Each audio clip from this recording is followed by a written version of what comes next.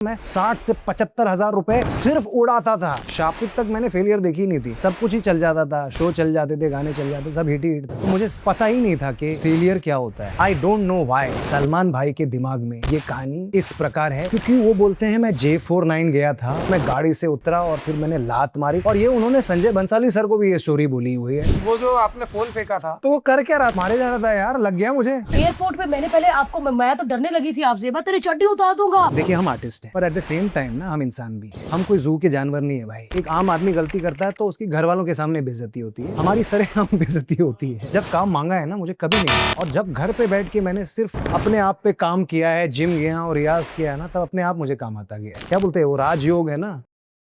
मेरा पहला podcast, never done a podcast. हाँ, मुझे बुलाते रहते हैं, बट मुझे ऐसे बहुत फनी लगता है ऐसा अपने बारे में, और किसी को जानते भी नहीं और शुरू हो जाते हैं लोग के। और मेरी जिंदगी में मैंने मुझे बहुत हाँ कि एक बार मेरे पापा सो रहे थे, उनका माइक चुरा के मैंने कुछ गाने गाए और लोगों ने सुना और बोला you are the next superstar. हाँ, और ये मतलब मुझे बहुत फनी लगता है। और पॉडकास्ट में ये भी होता है ना कि आदमी को याद करके आना पड़ता है अपने पुरानी दर्द भरी चीजें जिसको आज वो ग्लोरीफाई पर करके इनके बता पास रहे दर्द ही नहीं है, शुरू से ही अमीर थे, हाँ, मैं अमीरी यही में बोलने बचपन है वाला ना। था कि मैं कितना अनरिलेटेबल हूँ भारती। मैं क्या क्या बात करेंगे हम लोग। कि कुछ मैं जब मुंबई आया था मेरे 20 रुपए थे मेरी जेब में, कुछ भी नहीं था। ऐसा कुछ था ही नहीं। एक्चुअली जब मैं पैदा हुआ ना, तब से मेरे माँ बाप भी अमीर हो गए। मतलब जो भी गरीबी जिंदगी में देखी ना, बस मेरे पैदा होने तक। मैं 87 में पैदा हुआ, 88 में क़यामत से क़यामत तक रिलीज हो गई। ऐ मेरे, तो मैंने एक्चुअली देखा ही नहीं है कुछ। गरीबी जरा भी नहीं देखी। लाइक मतलब भाई उसको गरीबी बोलते नहीं है यार, मतलब पैदा हुआ हूँ मैं मॉम के घर में, तभी डैड के पास नहीं था घर वर कुछ नहीं था, तो ही वाज स्ट्रगलिंग। 10 साल स्ट्रगल किया उन्होंने। फिर 87 में मैं पैदा हुआ, 88 में क़यामत से क़यामत तक रिलीज हो गई। तो पहले 7 साल में हम लोग मॉम के घर पे रहे हैं, because mom was an air hostess. तो मम्मी काम करती थी वो टाइम? हाँ हाँ भाई, और मतलब पूरी नमस्कार। Between mom and dad she was well to do, stable job, ये वो। पता नहीं मॉम ने क्या सोच के शादी की। नहीं पापा पर ना उस वक्त फ्लाइट में मिले होंगे। नहीं, रिकॉर्डिंग में मिले लोग। ये रोस्टर्स रिकॉर्डिंग में कैसे? तो मॉम गाना गाती थी पहले से, and she used to sing Nepali. कि मॉम के एंसेस्टर्स जो हैं वो नेपाल से हैं। She is from Darjeeling, but वो 300 साल पहले जो माइग्रेट करके आए हुए हैं। तो वो एक नेपाली ईपी बना रही थी, तो जिसके लिए उनको एक मेल सिंगर चाहिए था। तो उन्होंने कंपोजर को बोला कि यार कोई है तो बताओ। तो उन्होंने डैड का नाम सजेस्ट किया, और डैड उस वक्त एकदम तेरे से भी पतले भाई, मिट्टी के घर में पैदा हुए हैं यार पापा। तो मतलब आप समझ। हाँ यार, मैंने कोई यूट्यूब वीडियो में देखा उनका घर। हाँ, देखा कि नहीं, एक्चुअल मिट्टी का घर भाई वो। मतलब बहुत बड़ी बात है यार, ऐसी जगह से आके आज हिंदुस्तान का लेजेंड बनना। मतलब आप रेडियो में सुनो, टीवी में सुनो, कहीं भी आप गाने सुनो, 5वां या 6वां गाना उदित जी का ही होगा। हाँ भाई, बहुत बहुत मेहनत की है यार। और फिर जैसे आप पैदा हुए फिर दिन बदल गए। हाँ, दिन बदल गए। फिर उसके बाद करियर उनका टेक ऑफ कर गया।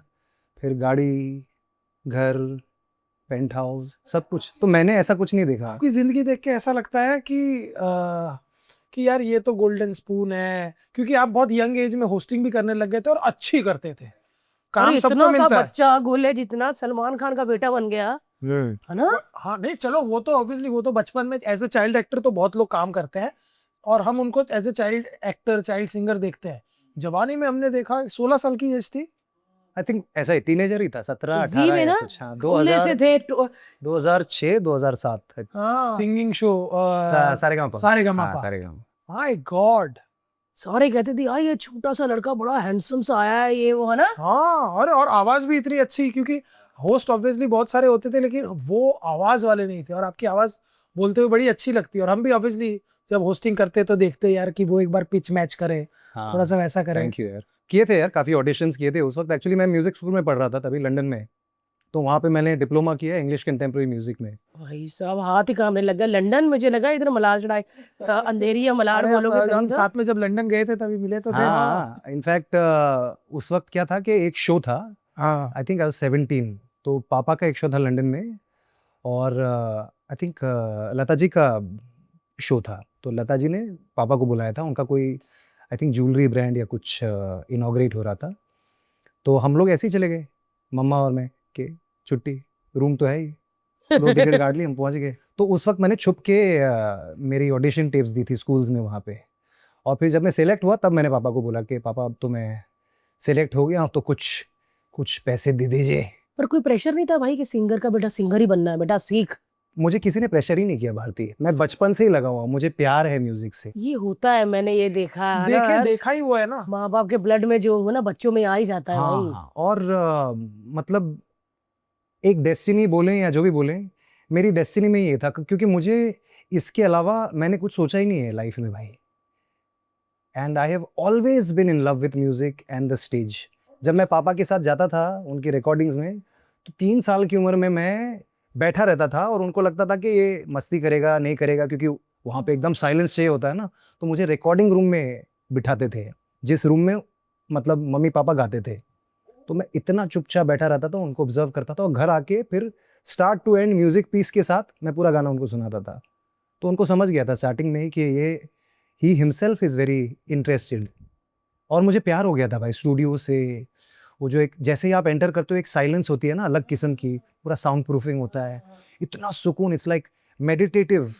हाँ, मुझे बहुत खूबसूरत लगता था वो। कांच होता, हाँ आदि एक बार ये वाला कंतरा दोबारा गाओ, है ना, वही होता ना भाई।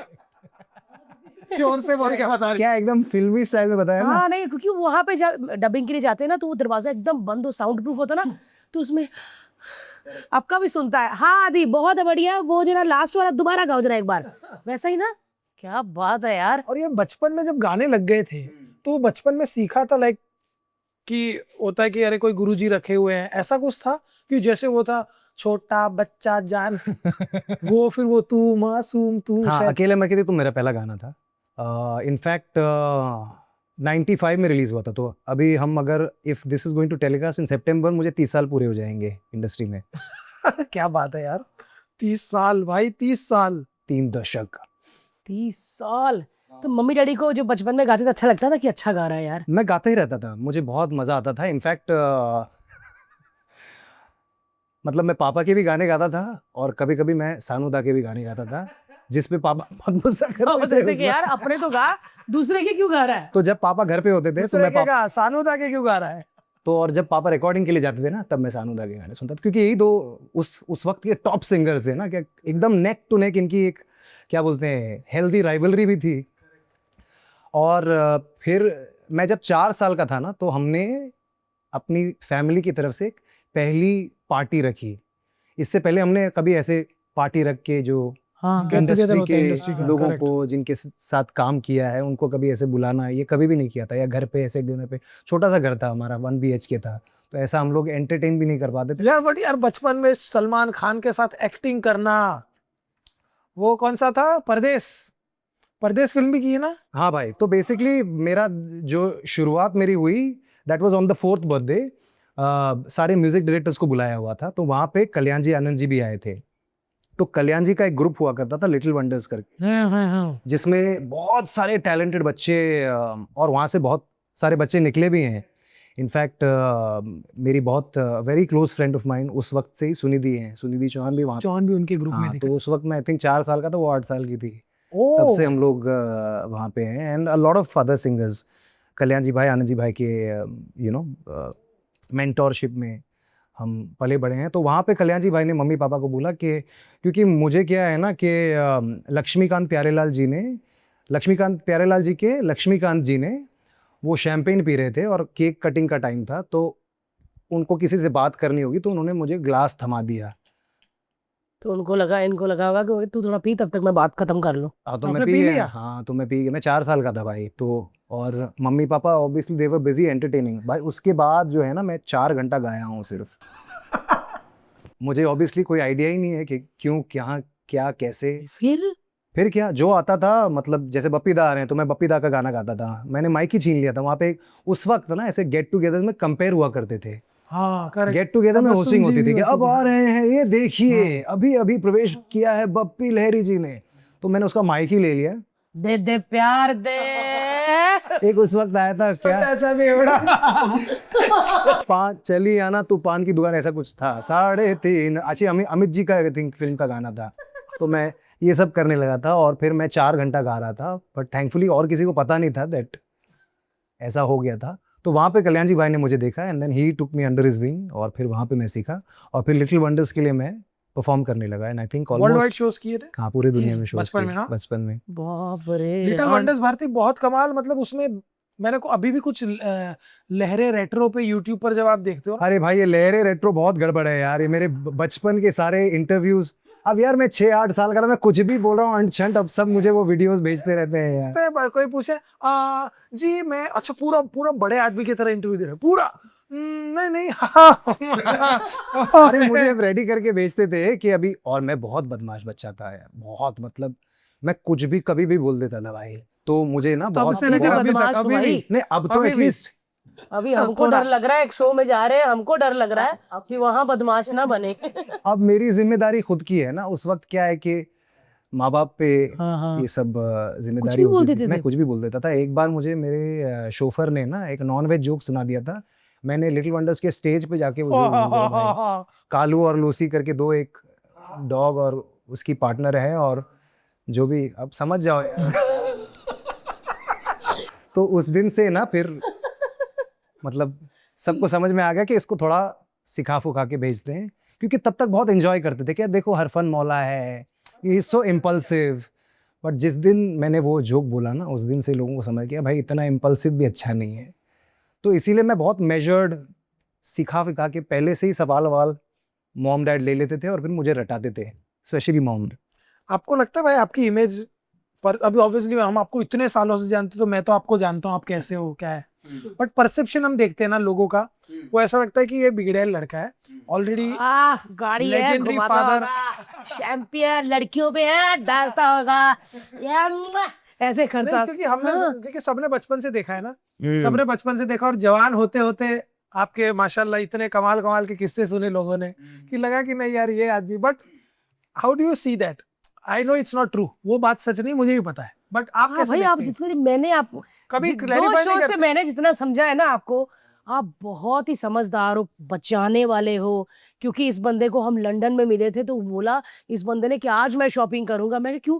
कहते मैं साल में एक ही बार करता हूँ, पूरे साल का। मेरे को लगता कि ये मतलब हर हफ्ते बंदा ये करता होगा, लेकिन ये ना किसी किसी की सोच होती है कि मैं साल में एक ही बार करूंगा। हाँ एक्चुअली क्या है ना भारती हर्ष, आप तो जानते हो मुझे, करेक्ट।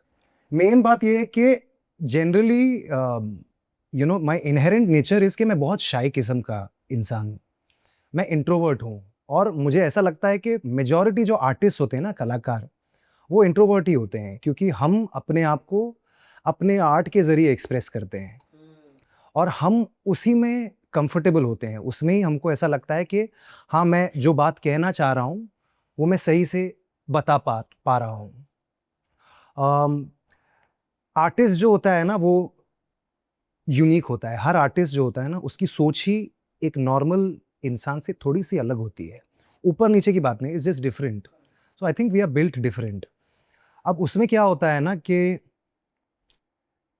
आप हमेशा नोटिस करना कि जब भी किसी के पास मेरे लिए कुछ अलग बोलने के लिए होगा या you know something not nice, I would say 100% of the time वो इंसान मुझे जानता नहीं है। तो ये जितनी भी बातें होती हैं ना, ये सब कहानियां हैं through people that don't know मी।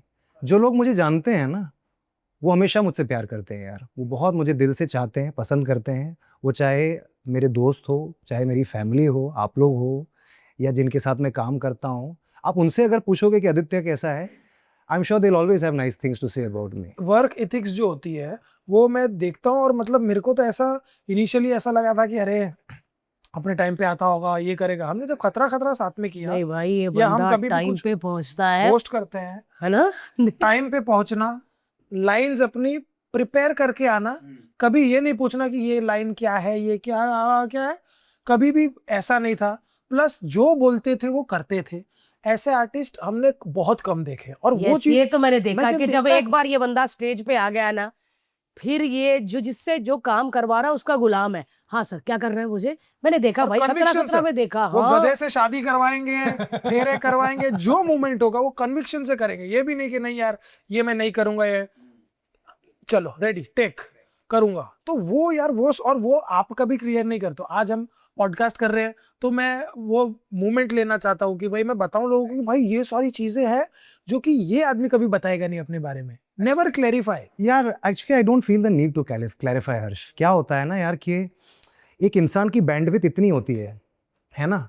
ऊपर से मैं जब किसी के साथ जुड़ जाता हूँ ना, फिर मैं उसके साथ ज़िंदगी भर के लिए जुड़ जाता हूँ. जैसे हमने पहले भी एक शो किया था जहाँ पे मतलब हमारी बहुत ज़्यादा बातचीत नहीं होती थी. हम खतरों के खिलाड़ी जब करते थे तो आप लोग अपनी पार्टी करते थे रूम में, मैं अपना करेक्ट अपने जोन में लगा. हाँ. अपने जोन में लगा रहता था. एंड देन फिर हम लोगों ने एक और शो किया, खतरा किया साथ में. फिर जब हम लोग समय बिताने लगे तो फिर वो एक मुझे फीलिंग आने लगी, आप लोगों से भी, आप लोगों को भी वो फीलिंग आने लगी. And then I feel like relationships को क्रिएट नहीं किया जाता है. रिलेशनशिप्स जो है ना वो प्री डिसाइडेड होते हैं, वो प्री डेस्टिन्ड होते हैं. तो कहीं ना कहीं आप लोगों से मिलके, आपके साथ समय बिता के मुझे रियलाइज़ हो गया कि नहीं, ये लोग मेरी ज़िंदगी में होने वाले हैं और मैं भी इनकी ज़िंदगी में होने वाला हूँ. एंड देन फिर आप देख लो संजोग के हम लोग एक बार मिलने लगे, फिर हम मिलते रहे. कभी ये शो साथ में कर लिया, वो कर लिया. अच्छा, जो शो नहीं भी कर रहे हैं उसमें आप कभी गेस्ट हो, कभी मैं गेस्ट हूँ, ये वो करते हुए. And then you all have been married for longer than me. आपने मेरी शादी भी देखी और उसके बाद हमारे बच्चे ऐसे 2 महीने ऑलमोस्ट 2 महीने का गैप 2 है. Months apart. Can you imagine? और हमने बिल्कुल बात करके कुछ नहीं किया. हाँ, ये नहीं था कि हर्ष भाई चलो इस महीने छा जाएंगे. ओके, बोला हाँ भाई वर्जिश चालू है. सच में सोचो यार, तो ये सब आप डिसाइड नहीं कर सकते हो. तो मैं जो है ना, मैं फ्लो करता हूँ भाई लाइफ के साथ. और मुझे ऐसे लगता है कि स्पेशली आज के समय पे यू नो हमारी बैंडविड्थ नहीं है ये हज़ारों लाखों ओपिनियंस लेना, उसको कंसिडर करना. और अब तो मतलब टचवुड यार, आप लोग भी इतना अच्छा कर रहे हो, पॉडकास्ट, व्लॉग्स, ये सब कर रहे हो, आपके शोज़ इतने सालों से चलते आ रहे हैं, करोड़ों लोग आपको देखते हैं. आप करोड़ों लोग को नहीं प्लीज़ कर सकते. सही बात है. तो मैं हमेशा ये सोचता हूँ कि मेरी ज़िंदगी जिसके साथ जुड़ी हुई है, बस वो रिश्ता मैं अच्छे से निभाऊं. और अगर कोई मेरा काम देख रहा है तो मैं अपना काम बखूबी से निभाऊं. मैं अपना काम बहुत एंजॉय करता हूँ, वो भी आप लोगों ने देखा हुआ. I love to work. और ख़ास करके आई हैव बीन लकी कि जब भी मैंने काम किया है दोस्त यार के साथ ही काम किया है. और फिर वो काम ही नहीं लगता है यार. इट फील्स लाइक ऐसे पिकनिक. कैसे यार हम लोग शूट करते थे, शुरू होते थे, वहीं पे मैं पीछे जाके चेंज कर लेता था. वहीं पे हम लोग खा कहते थे रहे. कि यार 10 मिनट रह गए, आदि आया ही नहीं है. आदि स्टेज के आगे से निकलता था, 5 मिनट में नीचे हूँ. कभी कभी स्टेज के ऊपर पैंट निकाल के चेंज कर लेते थे. एक बार इधर ही थोड़ी बना गड़बड़ दे भी हो गई थी पीछे. उस चक्कर में.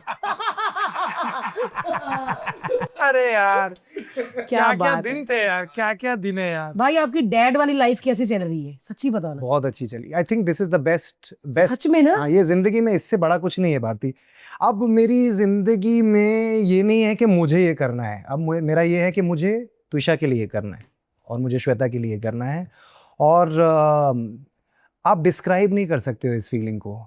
और जब तक आप पेरेंट नहीं बनते हो ना, तब तक आपको पता भी नहीं. जो सुन रहे हैं ना, उनमें जो पेरेंट्स है ना, वो शायद रिलेट कर पाए. इस नालायक को देखो कैसा हो गया, ये कैसा था कैसा हो गया. हाँ। मुझे तो विश्वास ही नहीं होता है कैसा था ये. और मतलब अभी भी है, पर इसमें भी आ गई है वो एक जो सेंस ऑफ रिस्पॉन्सिबिलिटी है. मैं देखता रहता हूँ कि बहुत बहुत प्यार करता है. और मतलब वो पापा वाला भी है कि मतलब मैं बाप हूँ, वो भी है.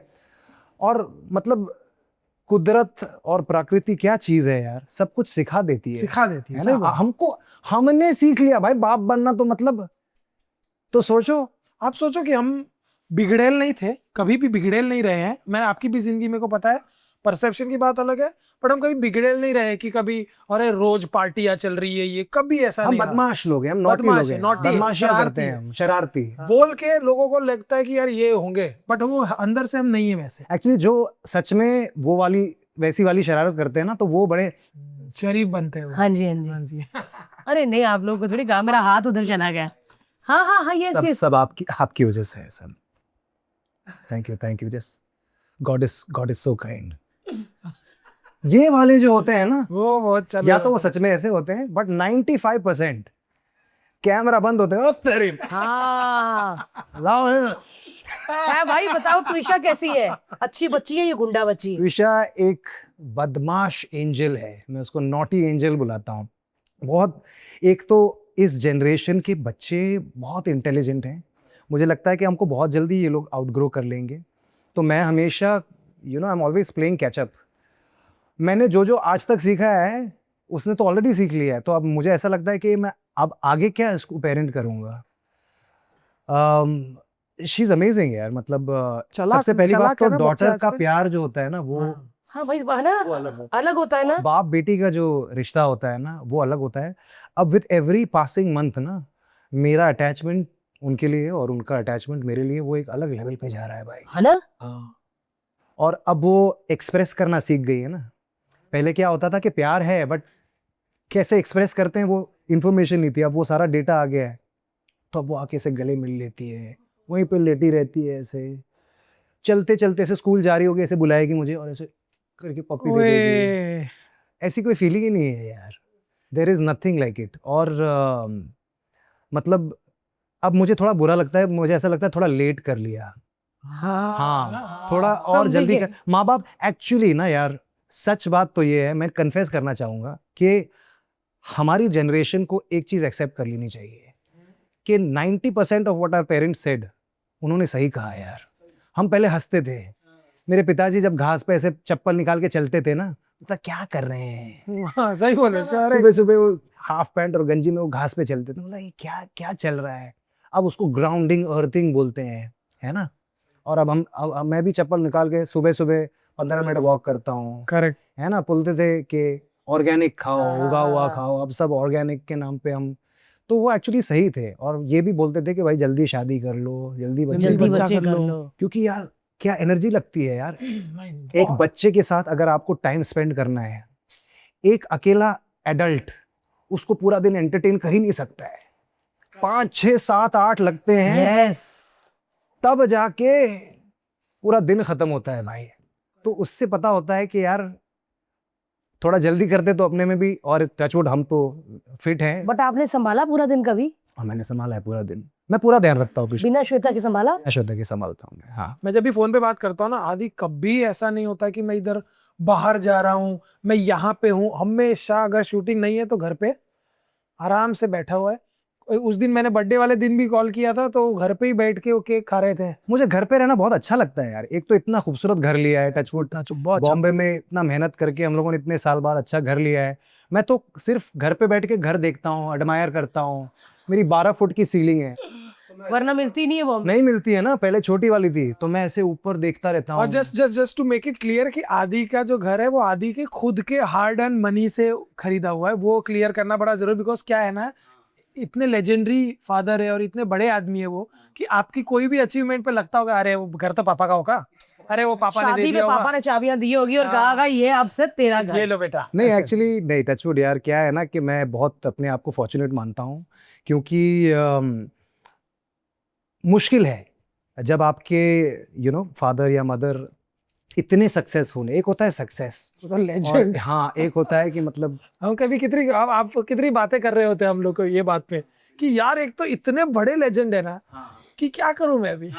तो वही है ना कि एक होता है कि क्रिकेटर का लड़का, एक होता है सचिन तेंदुलकर का लड़का, है ना। एक होता है कि एक्टर का लड़का, एक होता है अमिताभ बच्चन का लड़का। तो ये एक ऐसा चैलेंज होता है जो सिर्फ बहुत कम लोग इससे गुजरते हैं। तो मैं अपने आप को बहुत फॉर्चुनेट मानता हूँ यार कि in spite of my father having such a huge name, और उनको इतना प्यार मिलता है पूरे देश में, पूरी दुनिया में, उसके बावजूद मैं अपने लिए अपना खुद का एक नाम कर सका हूँ, इतने सालों से काम कर रहा हूँ और लोग मुझे पसंद करते हैं।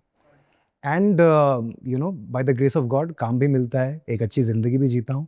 बहुत कम लोगों को ये नसीब होता है यार। नहीं आज होस्टिंग में भी आप देखो यार, सिंगिंग शो मैं इमेजिन नहीं कर सकता हूँ कि उसमें आप होस्ट नहीं हो तो सिंगिंग शो अधूरा लगता है। थैंक यू भाई, थैंक यू। चाहे वो कोई किसी भी चैनल का कोई भी singing show, you know that neck, and आप खुद सिंगर हो, आप उस परिवार से आते हो।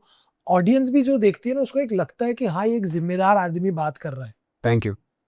तो यार ये एंकरिंग बाय फ्लूक हुआ यार, या एक्टिंग करनी थी और उसमें से एंकर बन गए? नहीं यार, एक्चुअली मुझे एक्टिंग कभी नहीं करनी थी हर्ष। जो एक फिल्म मैंने की भी ना, वो इसीलिए की क्योंकि उस वक्त मैं आई थिंक 2-3 सीजन कर चुका था सारेगामा के, और मुझे कोई गाने नहीं मिल रहे थे। मैं सारे कंपोजर से जाके मिलता था कि सर मैं आपके लिए स्क्रैच गाऊँ, गाना ऐसे गाऊँ। करते थे? हाँ, ऑफ कोर्स मैं हमेशा मेरी ज़िंदगी का प्रॉब्लम ये रहा है कि मेरे क्या बोलते हैं वो राजयोग है ना, मुझे लगता है वही है, क्योंकि मैंने जब काम माँगा है ना मुझे कभी नहीं मिला है। और जब घर पे बैठ के मैंने सिर्फ अपने आप पे काम किया है, जिम गया और रियाज़ किया है ना, तब अपने आप मुझे काम आता गया है। तो उस वक़्त ऐसा था कि मुझे गाना गाना था। कोई गवा ही नहीं रहा था। तो पर मुझे because of my popularity on Sa Re Ga Ma Pa मुझे फ़िल्मों के ऑफ़र्स बहुत आ रहे थे, हीरो के, छोटी फ़िल्म, ये वो, ऑडिशन। तो मैंने एक कंडीशन रख दिया था कि भाई फ़िल्म में सारे गाने गवाते हो, तो मैं हीरो बन जाऊँगा, क्योंकि मुझे हीरो बनने में कोई इंटरेस्ट नहीं था। तो तब इसीलिए शापित हुई थी एंड उसमें मैंने सारे गाने गाए हुए हैं। सारेगामा का ऐसा था भाई, सारेगामापा में मैं उस वक़्त लंदन में पढ़ रहा था। वहाँ पर मेरा डिप्लोमा चल रहा था। मुझे कॉल आया था ज़ी टीवी से, इनफैक्ट पेरेंट्स को कॉल आया था, क्योंकि उनको लगा था कि अभी आदित्य छोटा है, ऐसे 11-12 साल का है। तो उस वक़्त लिल चैम्प्स का एक सीज़न आ रहा था। So they wanted me to audition as a contestant. Oh! तो उस वक़्त फिर मम्मी-पापा ने उनको बोला कि यार ये लड़का जवान हो हाँ, गया है हाँ, अब। अभी वो 18 साल का कहाँ हो हो गया है। पगलो? अब वो 10-12 साल का नहीं रहा। तो आई थिंक वो बात उन्होंने दिमाग में रखी। फिर अगले सीज़न जो है ना, वो सारेगामापा की पूरी टीम दूसरे चैनल में शिफ्ट हो गई। गजेंद्र सिंह जी, शान हाँ। दादा जो हैं और जो 2-3 जजेस हैं, उन्होंने एक दूसरे चैनल में एक शो बनाया। तो सारेगामापा की पूरी टीम खाली हो गई। So they were looking for a new host. और उस वक़्त फिर मुझे फिर से कॉल आया कि हम एक्चुअली नया सीज़न कर रहे हैं और हम नया होस्ट चाहते हैं, तो आप ऑडिशन करोगे क्या? और उस वक़्त I think almost 1 dozen singers had auditioned to be the host of Sa Re Ga Ma Pa, क्योंकि वो इकलौता ऐसा शो था जहाँ पे जो भी होस्ट करता था वो स्टार बन जाता था। पहले सोनू निगम जी ने, सोनू भैया ने किया, फिर दादा ने किया, शान दादा ने किया, और दोनों का करियर ऑफ कोर्स अच्छा ही चल रहा था, बट एक फेस वैल्यू बन गई। फेस वैल्यू बढ़ गई। क्योंकि हिट शो थे ये, है ना, हिट शो थे। तभी डेली सूप के कहाँ होते थे इतने, यही होते थे भाई। तो फिर मैंने जाके ऑडिशन किया। उस वक्त मेरे ब्लॉन्ड बाल वाल थे, मैं जस्ट यूके से आया था, तो वो लोग हिल गए थे कि ये मतलब तुम लोगों के मैं सारेगामापा में तुमसे दुगना लगा लूंगा।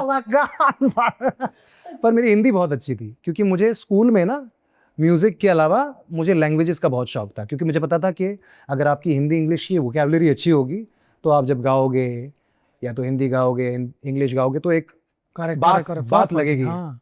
तो मैं हिंदी इंग्लिश पढ़ता था। तो लंदन में कितने साल रहे थे? मैं 1.5 साल था वहाँ पे। हाँ, और फिर अंग्रेज गर्लफ्रेंड थी आपकी? मेरी लिंडा। एक्चुअली मैं वहाँ पे सिर्फ पढ़ा हूँ भारतीय, क्योंकि पहली बार मैंने पिताजी से पैसे लिए थे यार। पक्का लिंडा विंडा होगी भाई। रूसी लिंडा है। ए आंटी मुझे पूरी करो। पिकेट एली से ए आंटी मुझे पूरी करो। होएंगी तो सही लंबी लंबियां। पिकेट एली सर्कस पे घूमे होंगे भाई। क्या है ना कि मैं वो पहला साल था जब पापा ने मेरे एजुकेशन के प्रॉपर पैसे दिए थे, क्योंकि भाई हमारे टाइम पे स्कूल्स कॉलेजेस बहुत सस्ते हुआ करते थे यार। 1800 रुपए में मेरा पूरा साल जाता था। मैंने जब 12वीं पास किया तब एक दिन पिताजी ने पूछा कि अरे आप तो आपका कॉलेज वॉलेज शायद शुरू हो रहा होगा। मैं बोला पापा 2 साल हो गए, मैं 12वीं पास हो गया। बोला अच्छा, पैसे का एक तो कल्चरल कोटा में मिल गया था मुझे, क्योंकि मैं गाता था। तो उनको पता भी नहीं था कि 12वीं तक कि मैं 2 साल कॉलेज के ख़त्म कर चुका हूँ। फिर आई थिंक फर्स्ट ईयर करने के बाद फिर मैं लंदन गया, और मतलब उस वक्त के लिए भाई बहुत बहुत बड़ी बात थी, क्योंकि आई थिंक हर महीने का स्टे कुछ जहाँ पे मैं रह रहा था वो 700-800 पाउंड। माय गॉड, बहुत पैसे होते हैं उस यार टाइम पे। उस टाइम पे। हाँ, और ज़िंदगी में पहली बार ऐसे मैंने पापा से कि पापा आई वांट सम मनी बोल के मैं गया था। तो मेरा ऐसा था कि भाई, और प्लस क्या था कि मुझे उसके अगले साल आके मुझे मास्टर्स भी कंप्लीट करना था। अरे बाप रे। तो ये मैं आप सीरियस तो हो यार अपने। हाँ, ये मैंने देखा यार, हाँ। चाहे कोई पढ़ाई भी में हो। ठीक थे भाई आप?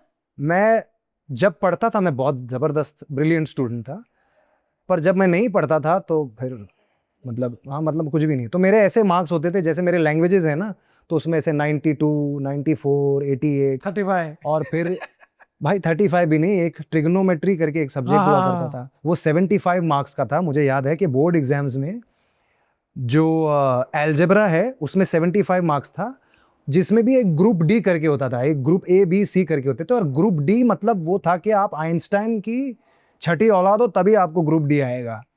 तो मैं वहाँ तक फुल मार्क्स, आई थिंक 60 में से 60, और फिर बाकी जो 15 था वो ओमिट, मतलब मैं अटेम्प्ट भी नहीं करता था। और ट्रिग्नोमेट्री में भाई मुझे आई थिंक 75 में से ज्योमेट्री में, जिसमें ट्रिग्नोमेट्री थी, आई थिंक मुझे 15 या कुछ आए थे। तो मैं, क्योंकि मेरे अलजेब्रा में मार्क्स अच्छे थे, बैलेंस हो गया। मैं उसमें, हाँ, क्योंकि मैथ्स और नंबर्स में मैं बहुत अच्छा हूँ। मतलब अभी तक मुझे सारे नंबर्स, लोगों के फ़ोन नंबर्स, मेरा credit card, Aadhaar card, passport number, expiry, CVV, सब मुझे बाय हार्ट याद है। हमको एक दूसरे का नंबर नहीं याद, मेरे को तो याद है भाई। इधर ना बोल दी अभी। नहीं बोला। तो फिर वहाँ से जब मैं आया तो फिर ये सब ऑडिशंस हुए, और एक दो तीन राउंड हमारे ऑडिशंस के हुए सारेगामा पे। और फिर उन्होंने भाई क्या न्यूज़ दी मुझे कि आपको हम 7,500 रुपये पर एपिसोड देंगे, यानी दिन में 2 एपिसोड करेंगे, आप 15,000 रुपये कमाओगे। पागल पागल।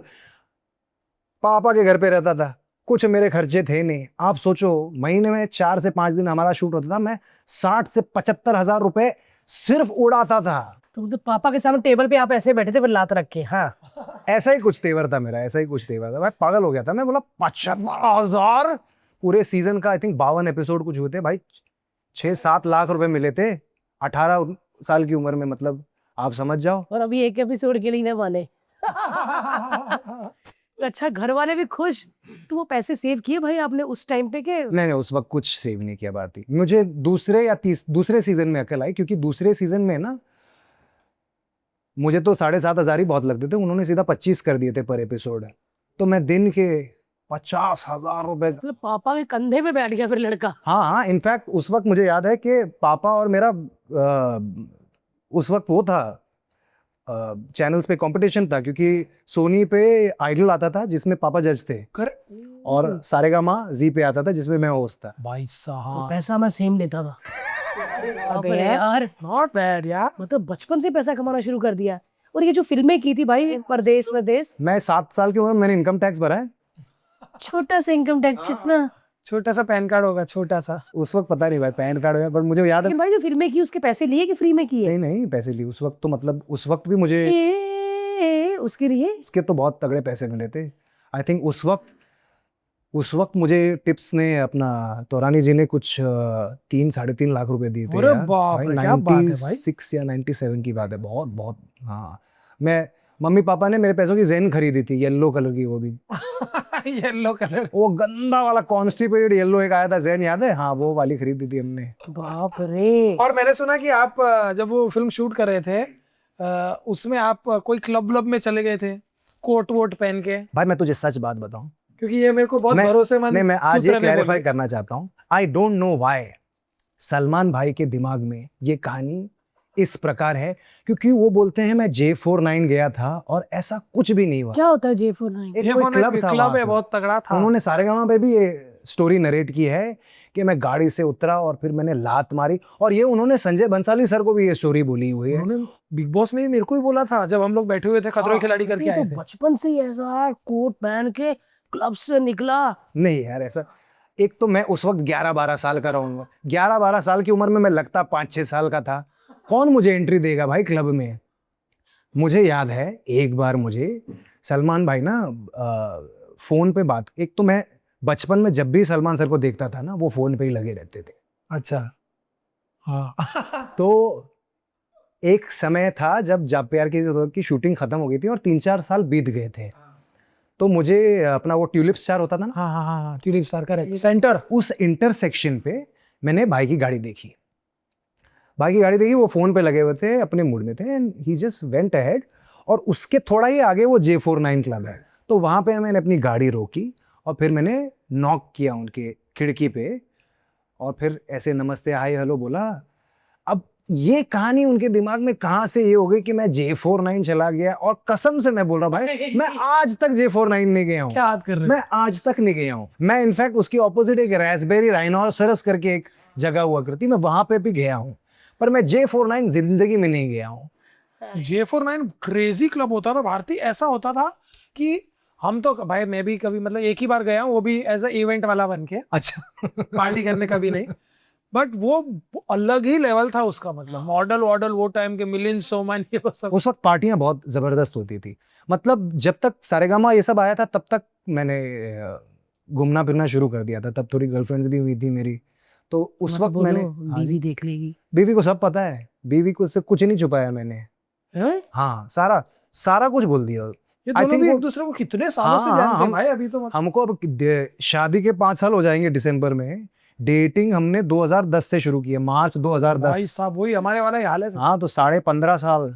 इतने इतने बात तो भाई बहन हो जाते हैं। हाँ, मतलब भाई ऐसा कुछ भी नहीं है जो वो मेरे बारे में नहीं जानती है।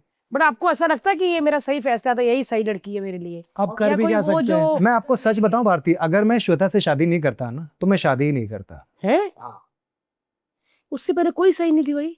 एक्चुअली उससे पहले मैं सही नहीं था, है ना, क्योंकि मेरा बचपन थोड़ा सा वियर्ड था। एक तो मैं अकेला बहुत रहता था बचपन में, क्योंकि मम्मी एयर होस्टेस थी, पापा का तभी करियर चमका था, तो मैं बहुत समय मैंने घर पे अकेले बिताया है। फिर और ये आई थिंक पहली बार मैं बोल रहा हूँ कि अकेले बच्चे? उन्होंने जो है ना मेरे कुछ कजिन्स को मेरे साथ एज एन, उस वक्त ऐसे नैनी ये सब नहीं होता था भाई, तो घर वाले ही जो कजन ब्रदर ये वो, तो एक मेरे शोफर और 2 मेरे कजन भाई, उनके भरोसे मुझे छोड़ा था कि ये एडल्ट्स हैं, ये ध्यान रखेंगे बच्चे का। उन तीनों से ज्यादा किसी ने मुझे नहीं बिगाड़ा है। मम्मी पापा के जाते ही पहले तो बोतल खुलती थी, फिर 2 पैकेट रखते थे सिगरेट के वहां पे, अरे और फिर पत्ते निकलते थे, और ये लोग में गेम। गेम वेम ने, मैं बैठ के खेलता था उनके साथ।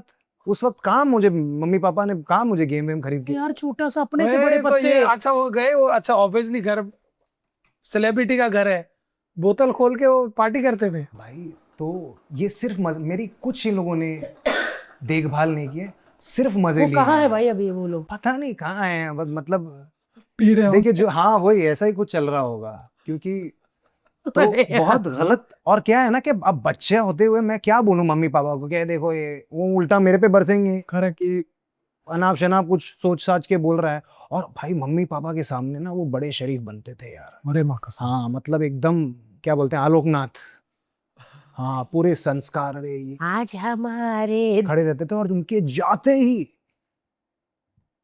Gangs of Wasseypur. लेकिन आपके पापा बड़े इज्जत से बात करते हैं यार, आपको भी आप करके बात करते हैं, इतने प्यार से बात करते हैं यार वो। क्या चुपके हो गए भाई इसमें? ये सच है ना। देखिए पापा बहुत प्यारे हैं, पर उनके भी अलग अलग रूप हैं यार, मतलब ही इज नॉट रूप तो देखे भाई हमने, बट बड़ी इज्जत वाले। आइए भारती जी, आइए भारती जी। है ना भाई, ऐसे क्यों? बहुत स्वीट। एक्चुअली क्या है ना, पापा जो है ना आज तक वो गांव वाले ही रहे हैं। हाँ वो चालाक नहीं है वो, कुछ नहीं है हाँ, उनमें, वो छल कपट शातिर कुछ नहीं है। बहुत बहुत। बोले यार। और वो बहुत ये बोलते भी नहीं, अपनी कंट्रोवर्सी में कुछ बोलते भी नहीं, नो मुस्कुराते रहते फिल्टर, हैं। No filter, no effs to give.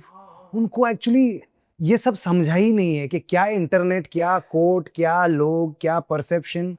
उनकी जिंदगी में यही रहा है कि मैं म्यूजिक से प्यार करता हूँ, मुझे सिंगर बनना है, और वो आज भी यही सोचते हैं कि मैं, कल मेरी रिकॉर्डिंग है, वो बैठ के अपना रिहर्सल करेंगे, वो गाएंगे, और फिर वो शो के लिए तैयारियां करेंगे। हम इतने सारे टूर वूर करते रहते हैं। ही स्टिल प्रिपेयर्स लाइक कि अब तक उन्हें मौका ही नहीं मिला है, और उनको और कुछ नहीं समझता है, और उनको समझना भी नहीं है, ऐसा है। आप जब एक साथ शो करते हो तो लड़ाई होती है आपकी? नहीं, अभी वर्ल्ड वाइड किया आप लोगों ने। जो भी डोज देना था ना पिताजी को मुझे, वो पहले मतलब 18 साल का होने से पहले सब दे शो दी। खत्म होने के वो लाइन तुमने गलत गा दी है सर। हाँ हाँ, मतलब लगा के देते थे मुझे 1-2 अरेस। अरे मैं तो इमेजिन ही नहीं कर सकता। माँ बाप की पिटाई में भी एक आशीर्वाद होता है। अरे खाई हुई है भाई आपने? बहुत बहुत। उस वक्त तो फैशन था, उस वक्त तो हम दोस्तों में डिस्कस करते थे, भाई हाँ तेरे को क्या किया, तेरे को क्या किया, ये वो। अब क्या होता है, समय के साथ साथ चीजें बदलती है, आज अब उसको कुछ अलग बोलते हैं ये, पर बैलेंस रखा पापा ने, मतलब जितना प्यार दिया और उतना मतलब सही भी रखा। हाँ, स्ट्रिक्ट थे ना पहले। स्ट्रिक्ट थे, बहुत स्ट्रिक्ट थे तो पापा, बहुत strict। आप वैसे ही हो अपनी बेटी के लिए दोनों? नहीं नहीं, अब समय अलग है ना, हाँ भाई। एक तो बेटी है। पिघल ही जाते हैं ना हाँ, भाई मैं तो तो। पूरा पिघल जाता हूँ। अभी और छोटे भी बच्चे हैं ना, अभी थोड़े बड़े होंगे तब हम थोड़े स्ट्रिक्ट। पापा का क्या था ना, थोड़ा सा ओवर कॉम्पनसेशन भी था ना। वो क्या है कि महीने में 2-3 दिन मिलते थे मेरे साथ, तो उनका यही था कि जिंदगी का पूरा सार मैं ये 3 दिन में ही सिखा दूं इसको, जितनी सीखे हैं। सारे फलसफे 3 दिन। हाँ, सारे फलसफे। तो he was one of those parents जो शो के बाद सीधा यहाँ पे सुर नहीं लगा आपका, ये नहीं, कुछ अच्छा नहीं बोलते थे। बट कहीं ना कहीं मुझे लगता है कि उस वैलिडेशन की खोज में ही मैं जो बना हूँ और जो मेरी शिद्दत है वो उसका श्रेय जाता है। तो यार वही है यार, एक नज़रिए की बात होती है भारती, कि आप कैसे देखते हो, है ना। अब ये भी बोल सकता हूँ यार बाप बड़ा मारता था यार, हाँ हाँ और you can look at it as के वो आपका भला चाहते थे और उन्होंने अपने तरफ से अपना बेस्ट किया, है ना। हर इंसान की जो परवरिश होती है वो उस जनरेशन के पहले वाली जो जितनी भी सीख है वो हम पास डाउन करते हैं, है ना। या जो नहीं पास डाउन करना होता है वो हम सीखते हैं कि भाई अच्छा हमारे माँ बाप ने ये जो किया वो मुझे अच्छा नहीं लगा, ये मुझे इस जनरेशन तक नहीं पहुंचाना है। तो कुछ बहुत अच्छी चीज़ें भी हैं और कुछ। भाई आपको ये ततर ततर कैसे मिला मैं असिस्टेंट डायरेक्टर था ना संजय बंसाली सर का, है? रामलीला में। मैं एडी था उनका, म्यूजिक असिस्टेंट और मतलब असिस्टेंट डायरेक्टर भी था। बहुत अच्छा असिस्टेंट डायरेक्टर नहीं था, पर एक्चुअली शापित रिलीज हुई थी 2010 में, और वो मेरी ज़िंदगी के बहुत कम फेलियर्स में से एक है। और उस वक्त एक्चुअली शापित तक मैंने फेलियर देखी नहीं थी, सब कुछ ही चल जाता था, शो चल जाते थे, गाने चल जाते, सब हिट ही हिट था। तो मुझे पता ही नहीं था कि फेलियर क्या होता है, तो फिल्म नहीं चली। अब उस वक्त भी ऐसा सोच साच के नहीं किया कि am I making the right call, और ये वो, जैसा मैंने बताया यार मुझे गाने गाने थे और विक्रम भट्ट अच्छे डायरेक्टर भी हैं, और मैं बोला कि यार चलो करके देखते हैं, एक एक्सपीरियंस होगा। पर अनफॉर्चुनेटली फिल्म चली नहीं, मतलब। और प्लस क्या है कि जब एक स्टार किड का लॉन्च होता है तो एक एक्सपेक्टेशन भी होती है, Correct. Unfortunately the film didn't do well. गाने हालांकि चले, पर उसके बाद जो है ना मुझे काम ही नहीं मिला यार, किसी ने काम ही नहीं दिया मुझे 6 महीना 1 साल में। मुझे याद है एक ₹2 पीआर पर्सन था, उसको मैंने कॉल किया कि भाई आप थोड़ा मेरा पीआर देख लो, उसने तक मुझे कॉल बैक नहीं किया। तो फिर मुझे रियलाइज़ हुआ कि यार जब आप के प्रोफेशनल लाइफ में आप फेलियर देखते हैं तो लोगों का नज़रिया बदल जाता है आपके प्रति, जो लोग आपके पीछे, अब वही 5 फिल्में मुझे ऑफर हो रही थी और शोज़ हो रहे थे, वो सब बंद हो गया। तो 6 महीना 1 साल तो मैं थोड़ा सा सोच में ही था, और प्लस क्या है कि जो फिल्म की मैंने उसके भी मुझे प्रोड्यूसर ने पैसे नहीं दिए हैं आधे अभी तक। भाई दे दो यार, अब तो कंपनी बंद हो गई, छोड़ो। तो ततर ततर फिर मैंने घर वर ले लिया था तभी। अच्छा, घर ले लिया था? हाँ, तो मेरी ईएमआई ये वो थी, तो मैं थोड़ा शो वो करके कुछ भी करके चलाया। तो उस वक्त एक एक्स फैक्टर करके शो था सोनी पे, उसका पहला सीजन, वो मुझे ऑफर हुआ, अच्छे पैसे मिल रहे थे, मतलब चलो कर लेते हैं। वहाँ पे Sanjay Bhansali sir was one of the जजेस। तो श्रेया थी, श्रेया जी, श्रेया घोषाल जी, सोनू भैया थे, और संजय बंसाली सर थे। तो उस सीज़न के बाद मैंने वैसे भी सोच के रखा था कि यार अभी वैसे भी वेले हैं, कुछ काम वाम तो है नहीं, तो कुछ सीख लेते हैं। तो मुझे फिल्म मेकिंग का बहुत शौक था, क्योंकि मेरा बचपन से ना मुझे गाने बनाना, म्यूज़िक वीडियोज़ बनाना, इसका बहुत फैसिनेशन था कि खुद कैसे कर सकते हैं। जैसे बाहर के आर्टिस्ट जो हैं, अब तो यहाँ पे टचवुड इतना अच्छा कर रहे हैं लोग, बट उस वक्त ये ट्रेंड नहीं था कि आर्टिस्ट खुद ही प्रोड्यूस करता है और करेक्ट, खुद ही सोच के गाने और वीडियोस बनाता है। तो मैंने सोचा था कि ऐसे NYFA या कोई फिल्म स्कूल चला जाऊँ, थोड़े बहुत पैसे मुझे एक्स फैक्टर से आए थे। फिर एक दिन आई थिंक सोनू भैया ने मुझे बोला कि आप संजय सर को क्यों नहीं असिस्ट करते? मैं बोला हाँ यार, ये सोनू भैया ने बहुत अच्छी बात बोली है। तो फिर मैंने पूछा उनसे कि सर क्या मैं आपको असिस्ट करता हूँ? तो वो हंस दिए, संजय सर हंस दिए, उनको लगा मैं मजाक कर रहा हूँ। अब उनको लगा कि ये आएगा और फिर 5 दिन करके छोड़ देगा। तो दिल ना दुखाने के लिए उन्होंने ऑफिस पे बुलाया मुझे, और 1 हफ्ता कुछ काम ही नहीं दिया, क्योंकि उनको लगा कि अब ये किसी भी दिन चला से जाएगा, आना बंद कर बंद देगा। कर देगा। फिर 5 दिन 7 दिन में जाके सिर्फ उनके कैबिन में बुक पढ़ता था। एक नॉवल मैंने ली थी, तो वो नॉवल पढ़ता था, और फिर मैं शाम को घर आ जाता था। फिर 7-8 दिन बाद उनको ऐसा लगा कि अच्छा शायद यार क्या पता ये सीरियस हो, तो फिर उन्होंने थोड़ा थोड़ा काम देना शुरू किया। एंड देन उस वक्त मुझे याद है उनके पास 2 स्क्रिप्ट्स थी, एक रामलीला और एक गंगूबाई। वो टाइम पे तो he was, I think that time he was, वो रानी मुखर्जी के साथ शायद बनाने का सोच रहे थे गंगूबाई। तो फिर उन्होंने सारी दोनों स्क्रिप्ट पढ़ाई, हमको बोला कि बताओ क्या बेटर है ये वो। एंड मुझे भी रामलीला ज़्यादा अच्छी लगी बाकियों की तरह, बिकॉज वो रोमियो जूलियट का अडेप्टेशन, और फिर हमने इमेजिन कर दिया कि यार कैसे बनाएंगे संजय सर। तो फिर मैं उनके साथ जुड़ गया, और जहाँ पर मेरा कंट्रीब्यूशन था वो म्यूज़िक डिपार्टमेंट में, मुझे पता था कि मैं थोड़ा बहुत डेफिनेटली कंट्रीब्यूट कर सकता हूँ। तो संजय सर खुद ही कंपोज करते हैं अपने गाने, या ही कंपोजेस हिमसेल्फ। हालांकि बहुत लोगों को यार कैसी, मतलब आदमी सोच भी नहीं सकता ना कि वो, अच्छा वो म्यूजिक सीखे हुए नहीं ना है, वो इंस्ट्रूमेंट बजाते play हैं, करते ना वो नहीं अच्छे से गा सकते हैं, पर ये सारी खूबसूरत जो कंपोजिशंस हैं वो और क्या अलग गाने हैं और ना, मैं कितने सुन के साल ही तक पता समझ लगता नहीं है। रही कि राम जी की चाल उदित सर ने गाया है। तो वो एक्चुअली पापा ही गाने वाले थे। हाँ, वो पापा के लिए ही था गाना। मैं सारे स्क्रैचेस गाता था। तो पूरे एल्बम के, मैंने इनफैक्ट रामलीला का पूरा एल्बम गाया है भाई। तो ततड़ ततड़ गाया है, इश्कियाँ ढिश्कियाँ गाया है, एक भला मोरी रामा करके गाया है कीर्ति के साथ, और बाकी सारे गाने में मेरा कोरस है। तो नगाड़ा संग ढोल में वो ली ली ली, उसमें भी मेरी आवाज़ आपको सुनाई देगी। फिर लाल इश्क में जो ये लाल इश्क ये मैं लाल इश्क, ये भी मैंने गाया है। तो एक्चुअली मैंने पूरा एल्बम गाया है। और जैसे नगाड़ा संग ढोल ये सब में जो फीमेल वर्जन के भी जो स्क्रैचेस होते थे वो सारे मैं ही गाता था। तो ये स्क्रैच मैंने गाया था कि अब पापा को फ़ोन करके हम उनसे डब करवाएंगे। तो मुझे याद है कि संजय सर स्टूडियो आ रहे थे और उन्होंने बोला था कि मेरे सामने 2 टेक गाना। बोला ठीक है। तो तने तने गज्जर करके वहाँ पे इंजीनियर थे, बहुत senior and very dear friend. उनको मैंने बोला था कि आप प्लीज़ ना मुझे सर से 10 मिनट पहले आप मुझे बूथ दे देना, ताकि थोड़ा वार्म अप हो जाए यार। भाई देखो क्या है ना, संजय बंसाली जी जो है ना, वो जीनियस आदमी है यार, और वो थोड़ी सी इंटिमिडेटिंग भी है, क्योंकि वो इतने इतने वो मग्न होते हैं ना अपने क्राफ्ट में। यार वो एक्चुअली यार उनसे बहुत कुछ सीखने मिला मुझे। वाह, उनका जो आई फॉर डिटेल है, जो उनका कमिटमेंट है, बहुत कुछ सीखा हूँ मैं वहाँ से। और जो भी वहाँ पे, जिसने भी वहाँ पे समय बिताया है ना, वो बहुत कुछ सीख के आया है। मुझे याद है कि जब हम लोग शूट करते थे ना, एक छोटा सा मॉनिटर लगा रहता था, और ऐसे 900 दिए जले हुए हैं, और हम ही जला के ऐसे वापस आते थे, और हम देखते थे क्या बात है यार, क्या लग रहा है। वो उस मॉनिटर में देख के बोलते देखो ये 3 दिए बुझे हुए हैं, और हमको ये सामने से ना दिखे, उनको दिख जाता अरे है। बाप रे बाप। हाँ, तो हमारी हमेशा ना, मैं थोड़ा ऐसा हिला हुआ रहता था।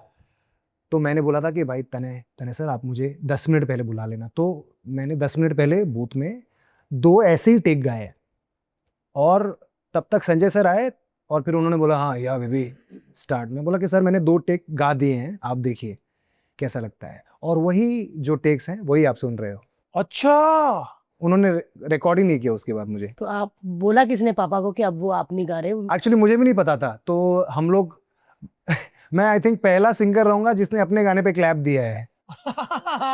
फिल्म सिटी पे शूट चलती थी, और तभी मेरी आवाज में शूट हो रहा था, तो मैं भी सोच रहा था यार कब गवाएंगे कब गवाएंगे। और ततड़ ततड़ की शूट 11 दिन हुई है भाई, सिर्फ गाने की।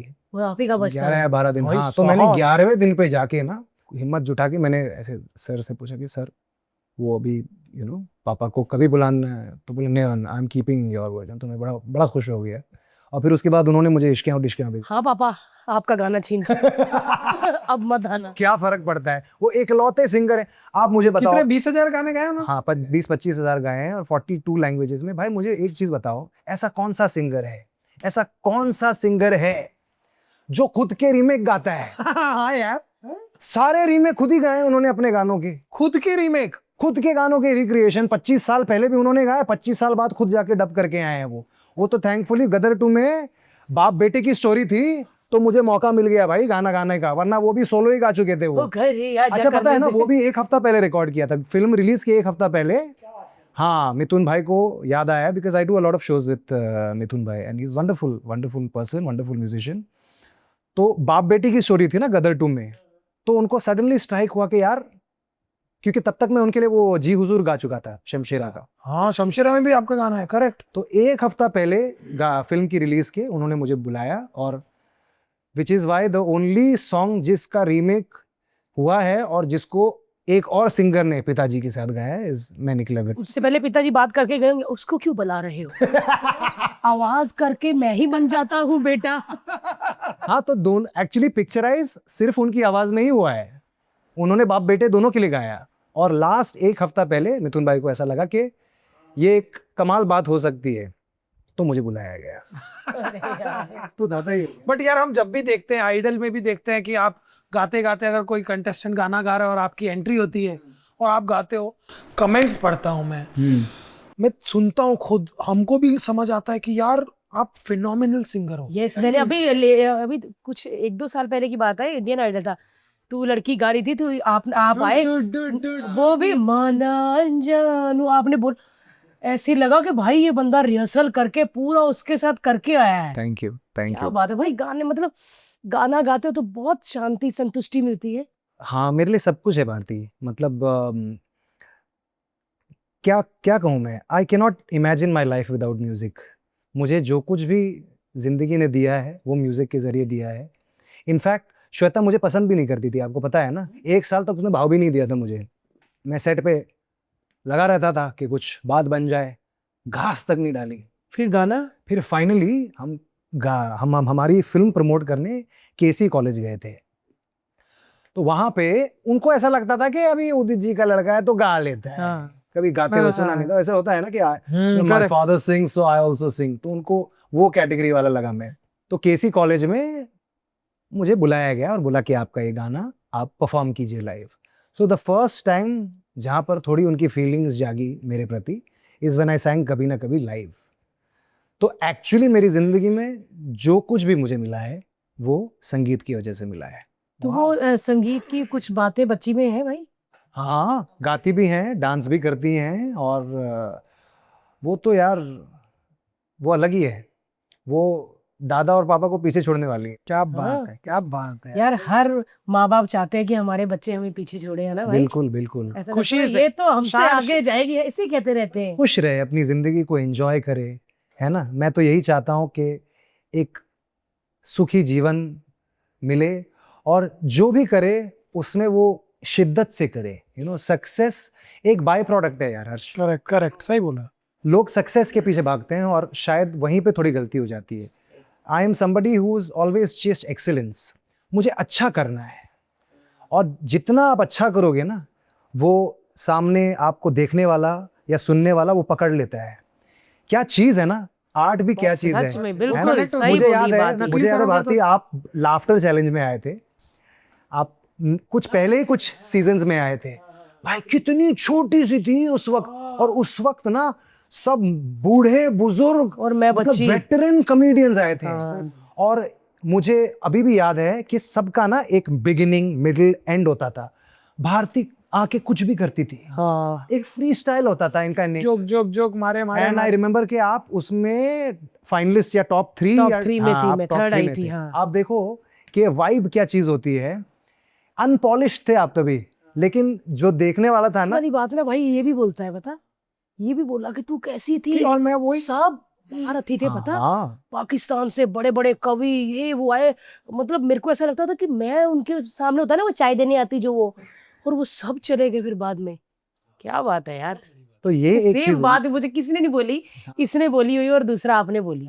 ये वाइब्स है भारती। और ये जो है ना, ये आप अंदर से जिस चीज को जितना प्यार करो ना, शायद वो लोग बहुत अच्छे होंगे, पर बहुत अच्छे थे आप जो प्यार करते थे ना उस स्टेज से, शायद वो प्यार उनमें नहीं था। बड़ा। शायद वो कैलकुलेशन था। काम से बहुत प्यार है ना भाई। हाँ, मजा आता है ना, बहुत मजा आता। काम करके आओ, चाहे आप लेट भी आओ, आपको लगेगा मजा आ गया, एक अलग ही स्माइल रहेगी। Correct. थकान थकान लगती नहीं। क्या बात है यार। देखा, ये बंदा नारियल है, अंदर से कितना ज्यादा सॉफ्ट है, पानी भरा हुआ है, और लोग कुछ भी सोचते रहते हैं। मजा आ गया भाई आपके साथ बात नहीं, करके। मेरे को एक लास्ट चीज पूछनी है। और भी है। वो जो आपने फोन फेंका था, वो कौन सा आपने फोन? तो मेरे को क्लियर किया। कौन सा नहीं, वो क्लियर करा यार मेरे को बहुत, बिकॉज मेरे को अरे वो कॉन्सर्ट में नहीं था, इन्होंने किसी का फोन फेंक दिया था। यार हर्ष, वो देख क्या है सुनो, ना, वो और वो मेरे को भी, मैं चाहता हूँ कि आप बोलो मैं प्लीज। बताता हूँ क्या है ना हर्ष। देखिए, हम आर्टिस्ट हैं, करेक्ट, पर एट द सेम टाइम ना हम इंसान भी हैं। हम कोई जू के जानवर नहीं है भाई। एग्जैक्टली। है ना। कभी कभी क्या होता है ना कि बहुत ज्यादा टेकन फॉर ग्रांटेड हो जाता है यार। मैं रास्ते चल रहा हूं, आप ये नहीं कर सकते हो यार। करेक्ट। आप आओ, ये ध्यान- आप मेरे से बात करो, है ना, इंसान की तरह ट्रीट करो, और कुछ नहीं है।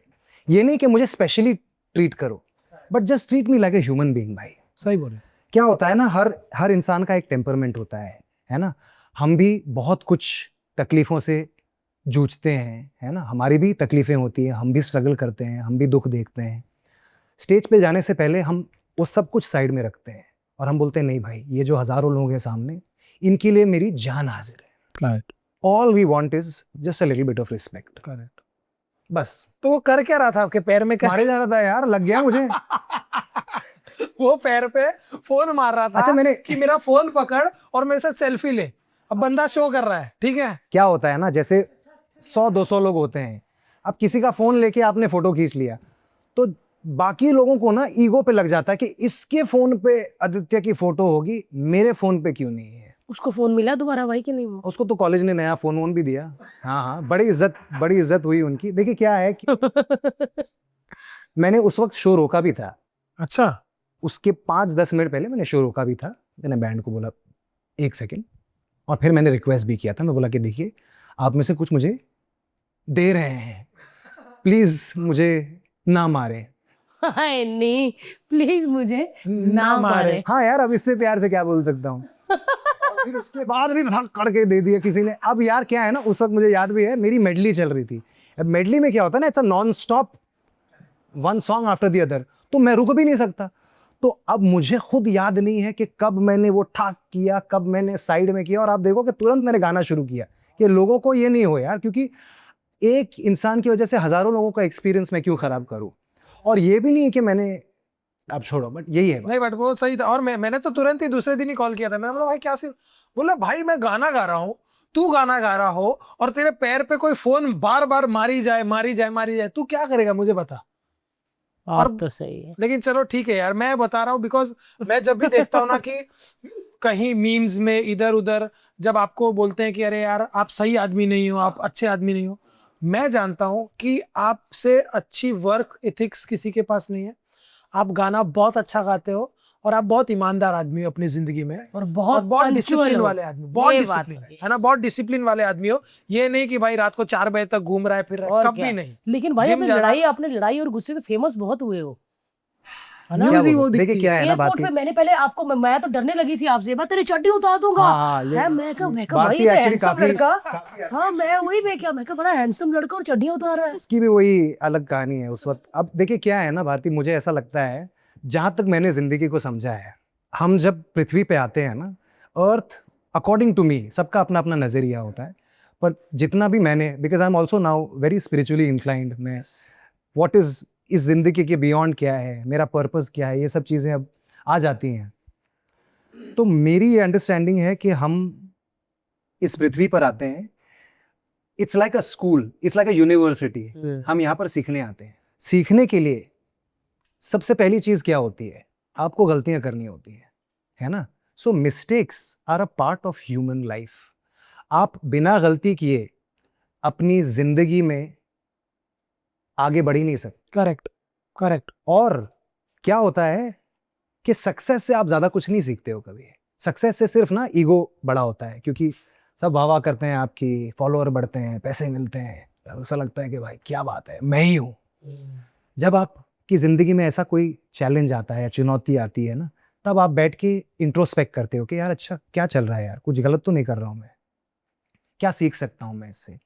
सो I feel like as a human being no, हमारा अधिकार है गलतियां करना और उनसे सीखना। और ये भी आप देखोगे लाइफ में कि जब तक आप उस गलती को रेक्टिफाई नहीं करते हो ना, वो किसी ना किसी शेप में फिर से आपकी जिंदगी में आएगा, आपको टेस्ट करने के लिए, करेक्ट है ना। करेक्ट, सही बोले। तो मेरा यही है यार कि मैं समझता हूं कि जिंदगी में गलतियां होंगी। हम पब्लिक फिगर हैं तो पब्लिकली गलतियां होंगी, है ना। जैसे एक आम आदमी गलती करता है तो उसकी घर वालों के सामने बेइज्जती होती है, हमारी सरेआम बेइज्जती होती है। सही बोला। But at the same time उस वक्त मैं अपने आप को ये याद दिलाता हूं कि मैं कितना फॉर्चुनेट हूं, हम कितने फॉर्चुनेट हैं जो जिंदगी हम जी रहे हैं। सही बोल रहे हो। नहीं नहीं यार, वो तो उसके लिए तो क्या बात है यार, आदि तो एकदम पिता हो गया अभी, है ना। नहीं, एक पिता बोल रहा है और यार। उसके लिए तो जेन्युइनली हम सब बड़ा ग्रेटफुल रहते हाँ हैं भाई, मतलब कि लोग प्यार करते टच हैं। वुड यार, तू सोच कि हम लोग आजू बाजू वाली बिल्डिंग में रहते हैं 35-40 मालों की बिल्डिंग है, महंगी महंगी गाड़ियों में, ये हीरे ये वो, ये अरे बढ़िया। मैं तो घड़ी भी आगे की थी भाई ऐसे कर। हाँ मैं भी ऐसे ही बैठा हूँ जैसे ये वही लोग करते हैं जिन्होंने अपनी मेहनत से कमाया होता है। कब से हम भी ऐसे रख के बैठे हुए हैं। और आज तो घड़ी के साथ एकदम मैचिंग मैचिंग कर। हाँ हाँ ये तो मतलब कहाँ कहाँ तक क्या बात। सारा मैचिंग है। तो यार मैं यही बोलता हूँ कि जो प्यार हमको मिलता है ना उसके कंपैरिजन में जो नफरत है बहुत छोटी है यार। सही बात। सही बात। नहीं यार, ये नजरिया बहुत कमाल है, नजरिया जेन्युइनली यार। हाँ तो और ये होगा मतलब you can not expect somebody to be perfect. हम संत तो नहीं है ना, और ना ही हमने कभी क्लेम किया है। ये अलग बात होती है कि मैं लोगों को बोलूँ कि मैं बहुत कमाल का इंसान हूँ, मैं गलतियां ही नहीं करता हूँ, और फिर उसके बाद correct correct correct. I have always admitted to being flawed and I always admit to my mistakes. I might not मैं शायद publicly उसे acknowledge नहीं करूँगा जब मुझे ज़रूरत नहीं लगती है ना। इस जब क्योंकि आप पब्लिक फिगर हैं इसका मतलब ये भी नहीं है कि हर सफाई आपको सबके सामने देनी है ना। हाँ ये जो there is a system for it। अगर आप कुछ इलीगल करें या अगर आप कुछ गलत करें तो there are governing bodies, but I feel like ये जो छोटी मोटी गलतियां हैं हम हर बार एक्सप्लेन नहीं कर सकते। जो आपकी ऑडियंस है ना वो देख लेती है, वो देख लेती है कि ये ऐसा ही है या इससे ये हो गया। हाँ और उस बेसिस पे ना वो आपको या तो बम्बू कर देगी या तो आपको प्यार देगी। बट 100 बात की एक बात ये है कि यार हम लोग बहुत लकी हैं यार। नहीं जेन्युइनली यार। कि हमारी हमेशा ही जो- प्यार मिला है भाई। कितना प्यार मिला है भारती, इतने साल। आपको भी अभी कितने साल हो गए हैं यार, कितने साल हो गए 17-18 साल हो गए भाई आप मेरे सोचो। को तो। सोचो। एंड मतलब एक ऐसी इंडस्ट्री में जहां पर खूबसूरती को महत्व दिया जाता है वहां पे भारती अपनी प्यारी चबी सी अपने नहीं यार, और आने नहीं दिया किसी को, ये भी है। और इनफैक्ट मैं अभी आपका पॉडकास्ट देख रहा था जब आपने राज के साथ किया, तो कुछ कुछ ऐसी बातें थी जो मुझे भी नहीं पता थी। हाउ स्वीट यार। और यार देखो क्या है ना, जब आदमी सक्सेसफुल हो जाता है ना तो सिर्फ सक्सेस नजर आता है, सही बात। लेकिन जद्दोजहद सबकी है भाई, मेहनत सबकी है ना। और भयंकर है। भयंकर है, और वो एक पूरी जिंदगी लग जाती है भाई वो पाने में, है ना। और फिर जब पा लेते हैं तब लोगों की नजर पड़ती है, अरे यार ये तो, अरे भाई इसकी गाड़ी देखो, अरे क्या बात है ये तो छा गई। पर जो छाने आपने के गांव लिए से जो yes लेकर अपने घर पे जो बगावत की और जो सपोर्ट मिला और ऊपर नीचे ये वो करके तब जाके यहाँ पे पहुंचे हो यार। तू भी कब से तू शोज लिख रहा है यार, भारती के लिए तू लिखता था। से बेचारा है यार। 2009 हैं? 2009 वो कौन सा शो आता था सोनी पे? सोनी पे ला कॉमेडी सर्कस आता था। कॉमेडी सर्कस में लिखता था। मुझे याद है हर्ष ने मेरे लिए भी एक स्क्रिप्ट लिखी हुई, पता है ना आपको? हाँ, जो मतलब ना मैं उसको उस वक्त जानता था ना वो जानता था कि शायद ये मेरे लिए है। उसके लिए थी क्या अपना सिंह के लिए। सिंह के लिए। हाँ हाँ, हाँ नॉनसेंस करके एक हाँ हाँ हाँ। हाँ देखो करेक्ट। हमारी जो डेस्टिनी थी ना, हमारे धागे पहले से जुड़े हुए थे। भाई देखो रामलीला के टाइम पे आप जब शूट कर रहे थे, मैं एक दिन के लिए आया था। और क्या गाली बात खा कर के रहे मैंने चला वो गया। जो फिल्म है ना, वो फिल्म बंसाली सर को सुनाई थी, और बंसाली सर ने सामने से मुझे बोला कि पिक्चर तो मेरे को इतनी नहीं अच्छी लगी, हाँ मेरे को तेरी सोच थोड़ी अच्छी लगी है, हाँ यू शुड असिस्ट मी। और मैं 7वें आसमान पे हाँ मैं गया और मैं 5 घंटे वहां रुका, और मैं समझ गया कि मैं 18वां असिस्टेंट हूँ। और मुझे ऐसा लगा कि नहीं यार, यहाँ तक पहुंचने में बहुत दूर लगेगा, और मैं ऑलरेडी किसको लगा दिए तो कोई और जगह रहा है उधर। नहीं मैंने देखा आदित्य नारायण क्लैप मार रहा है, रणवीर सिंह की जगह पे आदित्य बैठ रहा हुआ है, वो पूरा क्लोज मैं शॉट सारे मेरे को याद डायलॉग है। भी बोलता था तभी। पूरा है ये करके मैंने बोला हे भगवान, मेरे को आदित्य नारायण को भी ये काम दिया हो, मेरे से झाड़ू ना मरवाए। सोचो बड़ा यार। रहना है बट व्यापार। हर्ष तू बहुत क्रिएटिव है भाई। You and I should do something. Let's do it, कुछ लेट्स डू इट। कुछ ऐसे ही टाइम पास के लिए कुछ YouTube पिक्चर पिक्चर बनाते बनाते हैं, YouTube फिल्म बनाते हैं आजकल। YouTube फिल्म का नया जोन बिकॉज आई फील शुरू हो लाइक रहा है।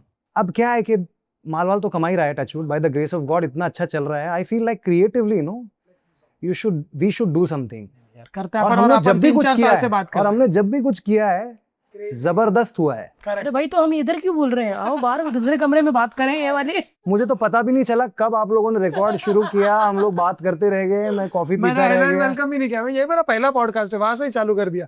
सो guys thank you so much and thank you so much Aadi for coming. First podcast है और फर्स्ट पॉडकास्ट हमारे साथ करने के लिए thank you so much. Thank खत्म यू हो भाई, गया थैंक क्या? You means so a lot much. To us. क्या बात कर रहे हो? बड़ा हो गया अरे आदमी, थैंक देखो यू यार, थैंक यू सो मच। 1 घंटा हो गया भाई बोल रहे हो। क्या बात कर रहे हो यार, एक्चुअली हम लोग मिल भी काफी समय बाद है। एक्चुअली दोस्ती का ये प्रॉब्लम है ना, एक तो क्या है कि आप लोग भी कंट्रोल घंटे लेते आपस में भी। और क्या है ना, अभी क्या है ना भाई, मैं समझता हूँ क्या है, अभी पीक पे चल रहा है ना सभी मामला, है ना, तो जब आप लोग भी लगे रहते हो तब एकदम लगे रहते हो, और फिर जैसे ही कट होता है कि अरे लक्ष्य हाँ मेरा अभी मैं देखो मुड़ भी गई आदि ऐसे करके। कि भाई सो ना गया हो। थैंक यू भाई, ट्विशा को बहुत सारा प्यार देना जाके आप, और ट्वीश जल्दी आना चाहिए दूसरा भी। यस हाँ वर्जिश चालू है। चलिए thank you so much. Guys, like करें, शेयर करें, सब्सक्राइब करिए और देखते रहिए भारती टीवी। Thank you.